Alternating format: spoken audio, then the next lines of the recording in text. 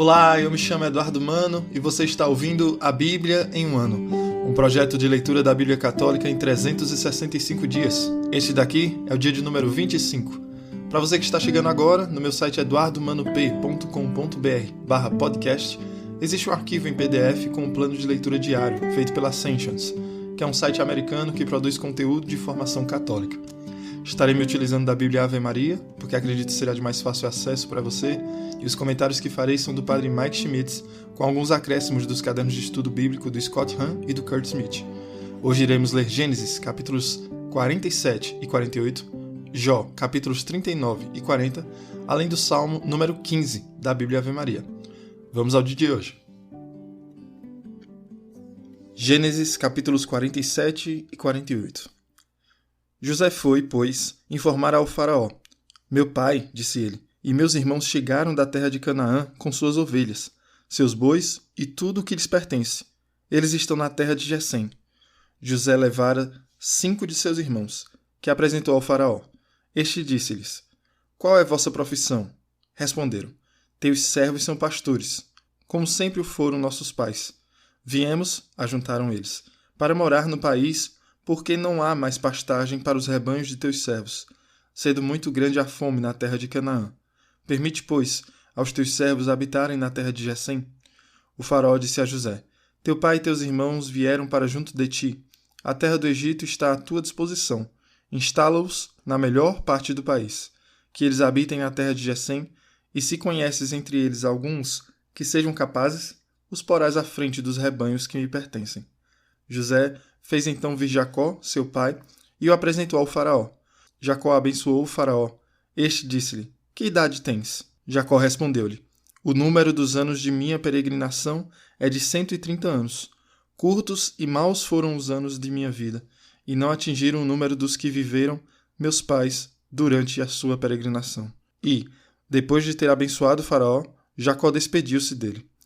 José instalou seu pai e seus irmãos em uma propriedade do país do Egito, na melhor parte da região, a terra de Ramsés, como tinha ordenado o faraó. E José forneceu víveres a seu pai, a seus irmãos e a toda a sua família, proporcionalmente ao número dos filhos. E faltou pão em toda a terra, porque a fome era tão violenta que a terra do Egito e a terra de Canaã estavam esgotadas. José tinha ajuntado todo o dinheiro que se encontrava no Egito e em Canaã, como o preço do trigo que compravam, e o tinha depositado no tesouro do faraó. Quando havia acabado todo o dinheiro do Egito e de Canaã, todos os egípcios vieram dizer a José, dá-nos pão. Por que morreremos na tua presença por falta de dinheiro? José respondeu, trazei vossos animais, se não tendes dinheiro, e vos darei pão em troca. Trouxeram, pois, seus animais a José, o qual lhes deu pão em troca dos cavalos, dos rebanhos de ovelhas, dos bois e dos jumentos. Dessa forma, naquele ano, forneceram-lhes pão em troca de todos os seus rebanhos. E aquele ano passou. No ano seguinte, voltaram a ele e disseram-lhe, não podemos ocultar do meu senhor que o dinheiro, tendo se esgotado, e nossos animais, tendo já passado para as mãos de meu senhor, não nos restam agora senão nossos corpos e nossas terras para oferecer ao meu senhor. Por que perecermos diante de teus olhos, nós e nossas terras? Compra-nos a nós e a nossas terras em troca de pão, e nós e nossas terras seremos escravos do faraó. Dá-nos sementes, para que vivamos e não morramos, e não seja desolado o nosso solo. José adquiriu, assim, para o faraó, todas as terras do Egito, porque cada egípcio vendia o seu campo, obrigado pela fome, e o país tornou-se propriedade do faraó. De um extremo a outro do território, ele reduziu a população à servidão. As terras dos sacerdotes foram as únicas que não comprou, porque estes recebiam do faraó uma ração determinada para o seu sustento. Por isso, não venderam suas propriedades. José disse ao povo, eu vos comprei hoje, vós e vossas terras, para o faraó. Aqui tendes sementes, semeai vossos campos. No tempo da colheita, dareis a 5ª parte ao faraó. As outras 4 partes vos servirão para a semente do campo e para vosso alimento, com vossos filhos e os que moram convosco. Eles responderam, tu nos salvaste a vida. Tenhamos graça aos olhos de meu senhor e seremos de bom grado escravos do faraó.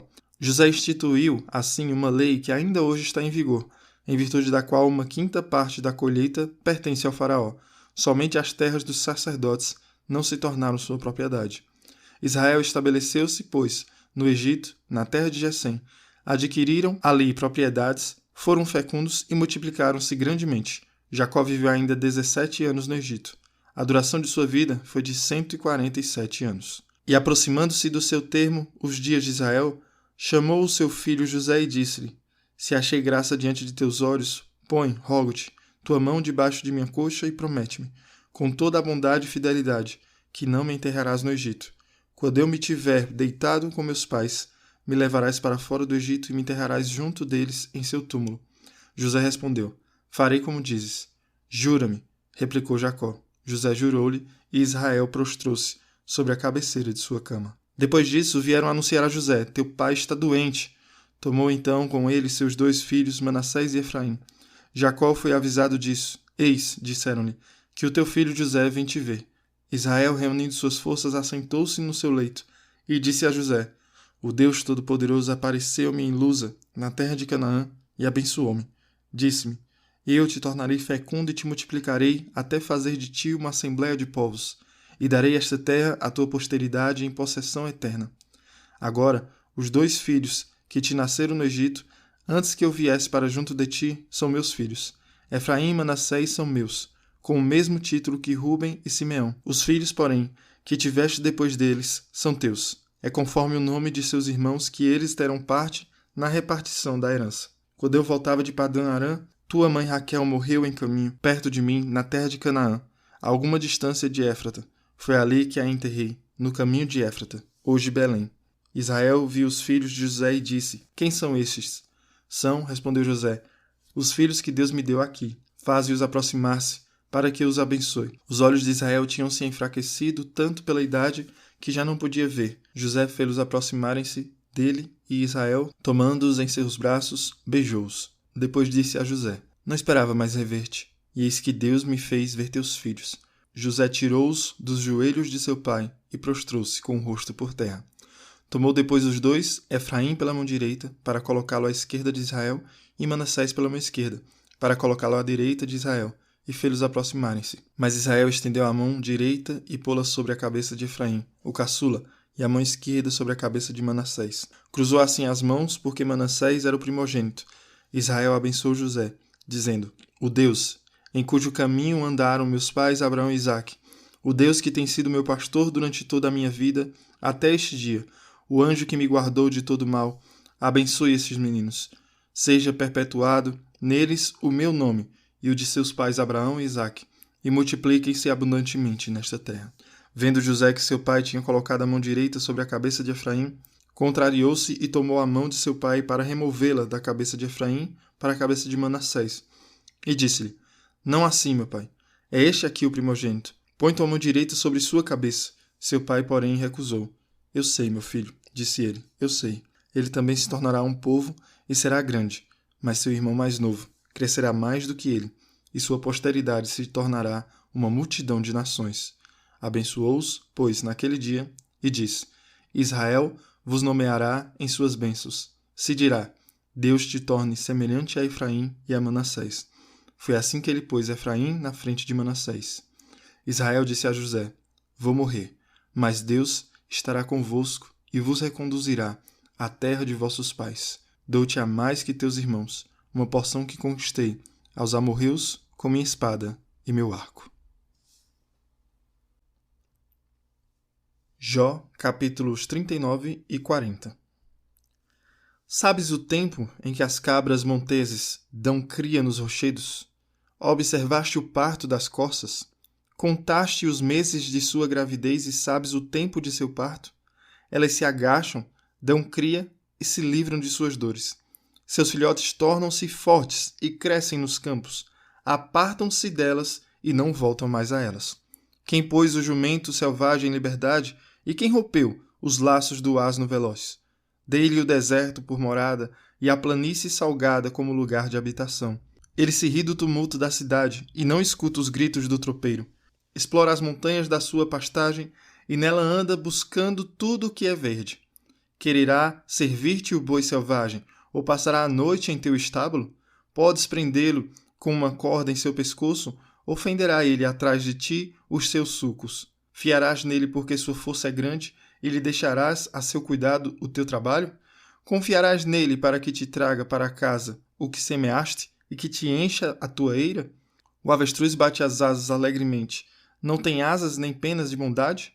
Abandona os seus ovos na terra e os deixa aquecer no solo, esquecendo-se que um pé poderá esmagá-los, ou que animais selvagens poderão pisá-los. É cruel com seus filhotes, como se não fossem seus, e não se incomoda de ter sofrido em vão, pois Deus lhe negou sabedoria e não lhe concedeu inteligência. Mas, quando alça voo, ri-se do cavalo e do cavaleiro. És tu que dás vigor ao cavalo, e foste tu que enfeitaste seu pescoço com uma crina ondulante? Que o fazes saltar como um gafanhoto, relinchando terrivelmente? Orgulhoso de sua força, escava a terra com a pata e atira-se à frente das armas. Ri-se do medo, nada o assusta e não recua diante da espada. Sobre ele ressoam a aljava, o ferro brilhante da lança e o dardo. Tremendo de impaciência, devora o espaço, e o som da trombeta não deixa no lugar. Ao sinal do clarim, diz: vamos! De longe fareja a batalha. A voz troante dos chefes e o alarido dos guerreiros. É graças à tua sabedoria que o falcão alça voo e desdobra as suas asas para o sul? É por tua ordem que a águia levanta voo e faz seu ninho nas alturas?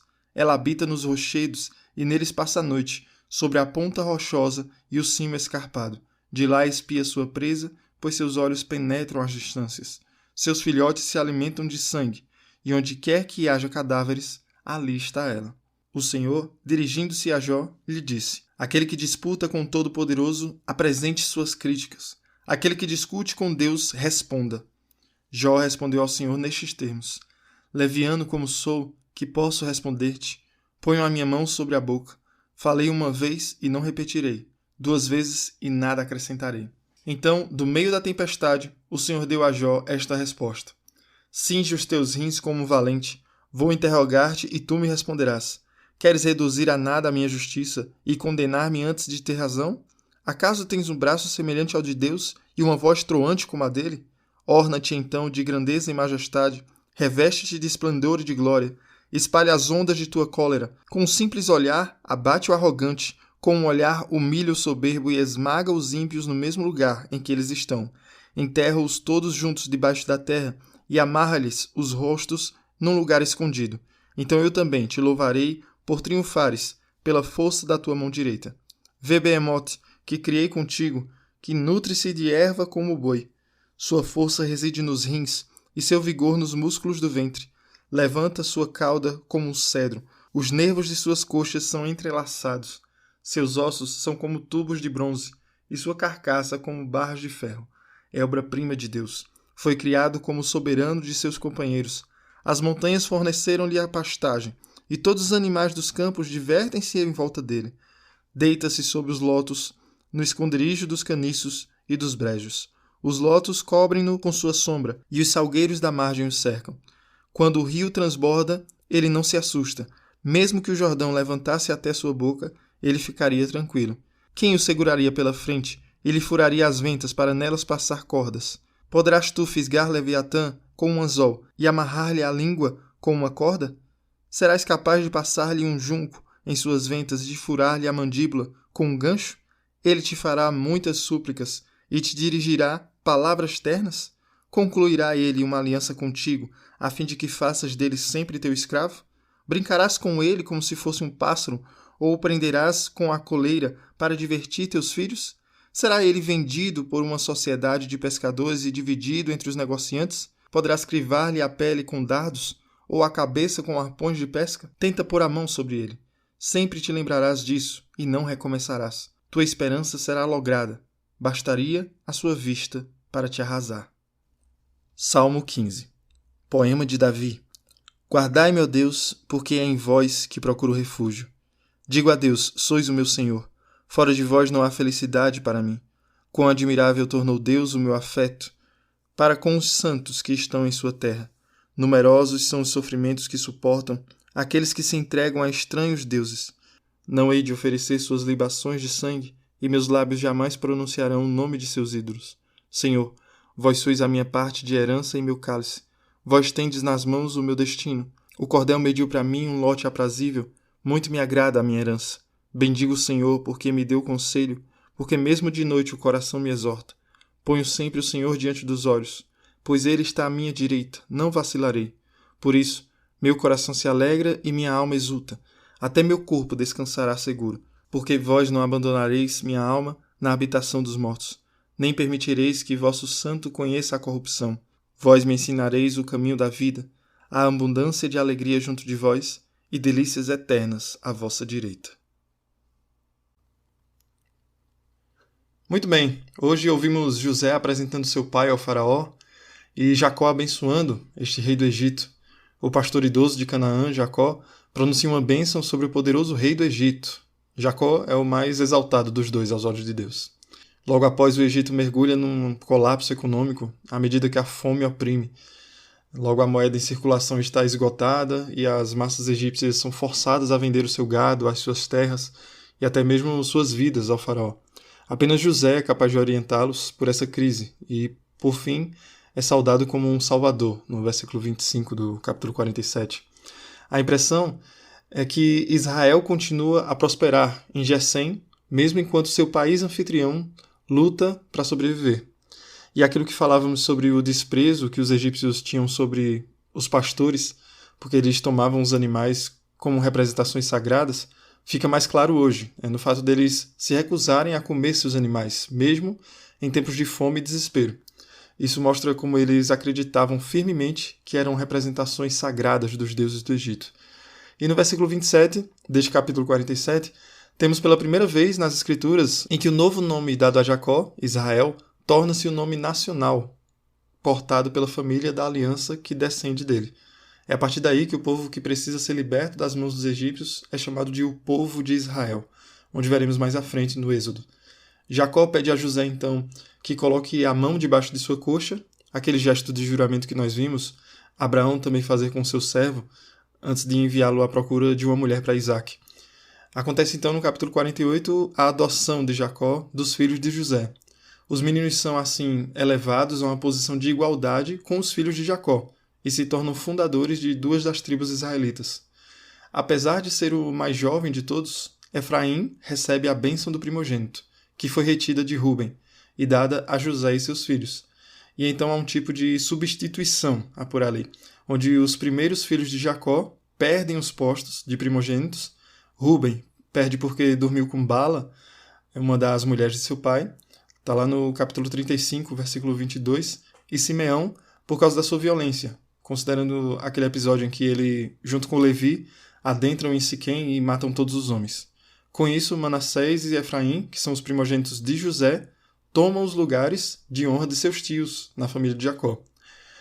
E aí Jacó, com seus olhos enfraquecidos, onde o narrador cria a impressão de que Jacó está prestes a cometer o mesmo erro que seu pai cego, Isaac, onde ele dá a bênção do primogênito para o filho mais novo. Na época, na leitura de Isaac, ele dá a bênção para Jacó ao invés de Esaú, como lemos também. E Jacó faz isso. Apenas suas ações são intencionais dessa vez, não enganadas por uma fraude. E colocando-os no colo, que é um sinal de adoção, colocando a mão direita, que é o canal de bênção do primogênito, ele coloca Efraim acima de Manassés, mesmo sendo o mais novo. No livro de Jó, ouvimos a continuação das palavras de Deus a Jó, onde a atenção se volta dos reinos da criação para o reino animal.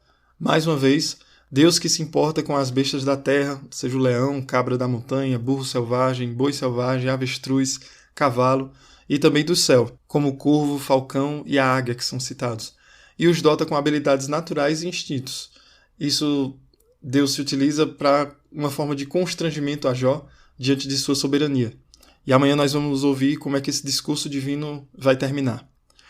Então, façamos da nossa oração o Salmo 15 que lemos, onde finaliza dizendo: Vós me ensinareis o caminho da vida, há abundância de alegria junto de vós, e delícias eternas à vossa direita.